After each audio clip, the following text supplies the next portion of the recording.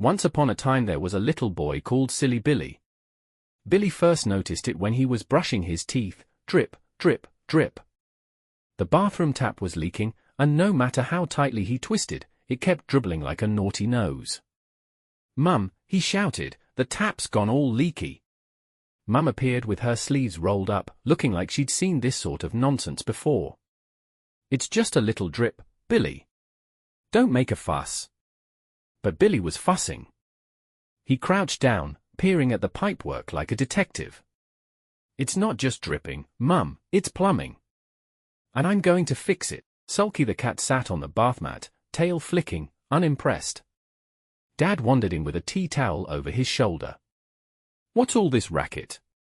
"A bit of a drip, is it?" he chuckled, giving Billy a wink. Billy puffed out his chest. "I'll sort it, Dad. I'll get it flowing properly." Dad raised an eyebrow. "Well, good luck, son. Just don't flood the place. Your mum's not keen on wet patches indoors." Mum sighed, muttering something about men and their pipes. Billy fetched his toy spanner from the shed, convinced it would do the trick. He wriggled under the sink, tongue poking out in concentration. "Lefty-loosey, righty-tighty," he whispered, though he wasn't entirely sure which was which. The pipe gave a groan, then a splutter, and suddenly Billy was sprayed with a fine mist. "It's working," he cried, though Mum wasn't convinced. Dad laughed so hard he nearly dropped his tea towel. "Looks like you've got yourself in a right pickle, lad. Don't worry, every plumber gets a bit damp their first time." Billy sat back, dripping wet but grinning. He was certain he was on the right track. After all, every great plumber had to start with a drip, and if nothing else, he discovered that sometimes the smallest leaks cause the biggest fuss. The next morning, Billy marched into the garden shed. "If I'm going to be a proper plumber, I need proper tools," he declared. Jock the cockerel strutted in behind him, puffing out his chest. "Cock-a-doodle-doo. You'll need more than that plastic spanner, Billy boy." Billy rummaged through Grandad's old toolbox, pulling out a rusty wrench, a roll of tape, and something that looked suspiciously like a bicycle pump. "Perfect," he said. Grandad appeared at the shed door, spectacles sliding down his nose. "Careful with those, lad. That wrench is older than your dad's jokes." Billy grinned. "Don't worry, Grandad. I'll handle it." Grandad chuckled. "That's what your dad said when he tried to fix the loo. We still don't talk about the great flush of '09. Billy and Jock set up in the garden, pipes and buckets scattered everywhere. "Pass me the tape, Jock," Billy commanded. Jock clucked indignantly.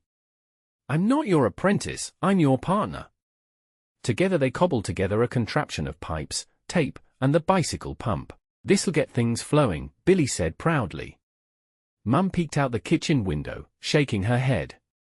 "He's got more bits and bobs out there than a council workman." Dad leaned over her shoulder. "Aye, but at least he looks busy. That's half the job." Billy gave the pump a mighty push. The pipes rattled, the buckets wobbled, and with a loud splurt, water shot across the garden, soaking Gran's washing line. "It's alive!" Billy shouted, arms raised in triumph.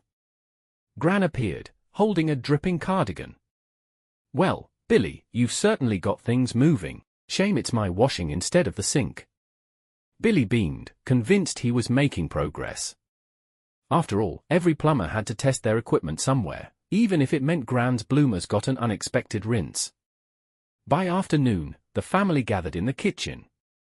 The sink was now completely blocked, water rising like a miniature swimming pool. Sulky perched on the counter, glaring at the puddle creeping closer to his tail. "Don't panic," Billy announced, "I'll clear the blockage."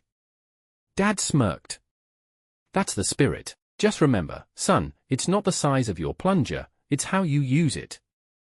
Mum rolled her eyes. "Honestly, you too." Billy brandished the bicycle pump like a knight with a lance. "Stand back." He shoved the nozzle into the drain and began pumping furiously. The sink gurgled, burped, and then let out a noise that made everyone giggle. Sounds like your dad after Sunday dinner, Gran quipped, earning a roar of laughter from Grandad. The water bubbled, then whooshed down the drain with a mighty slurp. Billy cheered. I did it! But just as quickly, the pipes groaned and spat water back out, spraying everyone in the room. Dad wiped his face. Well, lad, you've certainly got things coming and going. Billy wasn't discouraged. He crouched down, peering into the drain. It's just stuck.